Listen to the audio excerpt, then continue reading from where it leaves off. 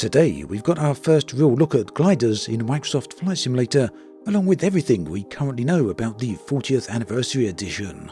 This gliders preview came via Microsoft's latest Feature Discovery Series video. You can see some of the footage on the screen right here. The developers meanwhile discussed the visuals and audio, as well as the flight model and instruments. Now, as a part of this, of course, are the new thermals, and we've seen some of the thermal simulations that have been introduced in the beta version of SimUpdate 11. You can see some of that on my previous video, a link in the video description. The new thermals simulation, along with the visualizations, have been implemented to support gliders themselves. New gliders will be included with the free update for everyone to use, and currently it seems this is going to include two distinctly separate gliders. Now it seems Asobo have certainly pulled out all the stops here to give the best possible implementation. They've gone to great lengths to ensure both visual and audio accurate gliders. Perhaps more importantly though, will be the handling of the gliders. Hopefully the quality of this and all the physics that go with it is as good as Microsoft are implying. But either way, with less than 2 weeks to go until the release of the update, it won't be long until we find out for ourselves. Now if you want to watch the full feature discovery video that goes into some of the development details on the gliders, that video is linked in the video description. It's certainly well worth a look. Meanwhile, there's the other known details of the 40th anniversary update. It's going to be a big update, easily the biggest of the year, and maybe the biggest update for the sim so far. Aside from the much anticipated helicopters and gliders, there's a massive list of other additions and improvements, so let's take a look at them, along with all the major information that we know so far. To start with, the computational fluid dynamic visualizations are on the way. We looked at that in the previous video, as I mentioned earlier. We've also got thermal visualizations. Now both of these are very easy to enable. The CFD is available through the main assistance menu. Meanwhile, the thermal visualizations are accessible through a little tab in the weather menu. You can see that right there. Very easy to enable. Elsewhere in the update, AMD FSR2 support is also on the cards. FSR2 support does seem to be a pretty good implementation. There is some ghosting there at the moment. Hopefully this will get fixed at some future point, but yeah, it brings a massive boost in performance for all those people who aren't on the latest Nvidia cards. In other upscaling technology news, SimUpdate 11 will also support the new Nvidia DLSS 3 tech, along with the frame generator and reflex modes. Of course, for DLSS 3 you are going to need the new 4000 series GPUs. Additionally, another option there in the sim for DLSS is going to be auto and DLAA options that will be added to the already existing modes. Elsewhere in the sim, there is a new mapping feature for Back to Fly. Now I'm not sure exactly how this is going to be working or how it's going to be implemented, but Microsoft have these words to say on that feature. It's very useful during glider runs if you do not wish to restart the flight after having landed. Now a quick note on the subject of aircraft. 12 of these have been detailed so far to be included with the 40th anniversary update. 7 of them are airplanes from various times in history, starting with the Wright Flyer.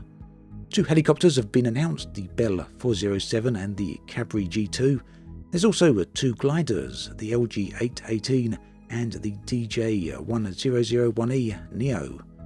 Finally, there's the highly anticipated high-detailed study-level airliner, the Airbus A310-300. Now, this is the first study-level airliner that Microsoft, I do believe, has ever released in one of their sims.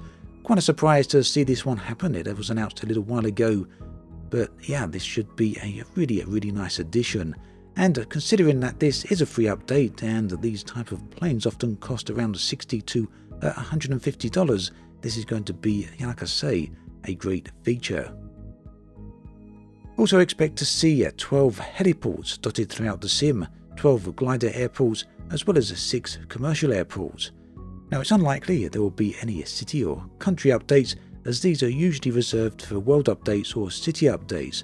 The 40th anniversary is actually a sim update as SimUpdate 11.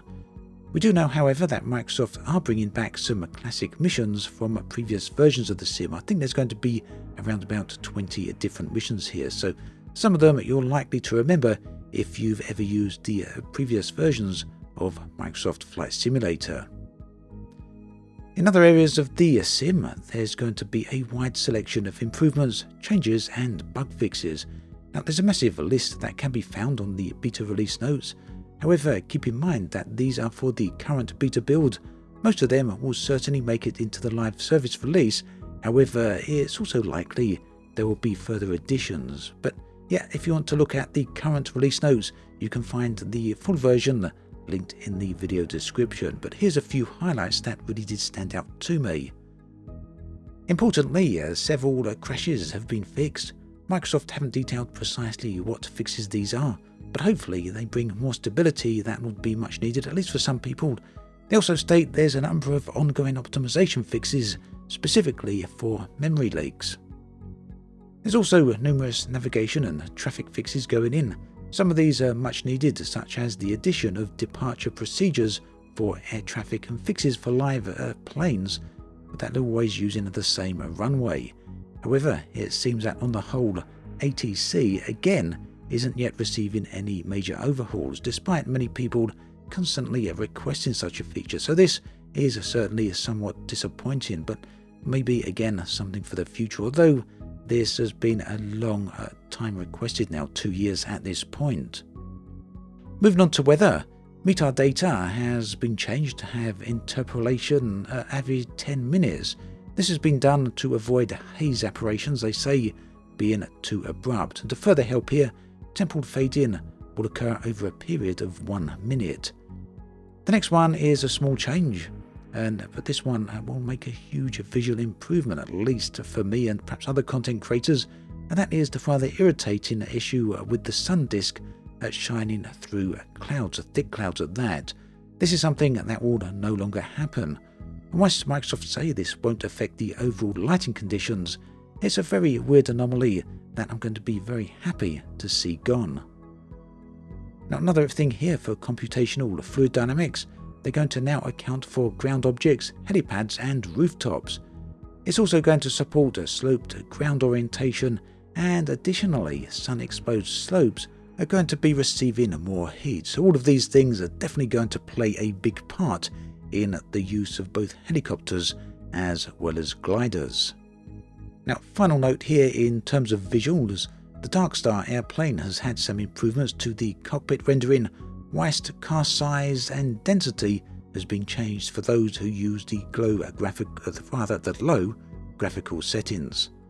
So yeah, there's a huge list of fixes and changes for the SDK and editing tools as well. As I say, absolutely everything that we currently know is listed in the beta release notes linked below. As we get closer to release and over the next few weeks, we may be hearing more about the sim, so I'll be sure to let you know about everything going on there as well. So do be sure to check back for any future videos. Meanwhile, there's a brand new Q&A coming up, I believe, on the 18th of November. That then brings us to an end of this video.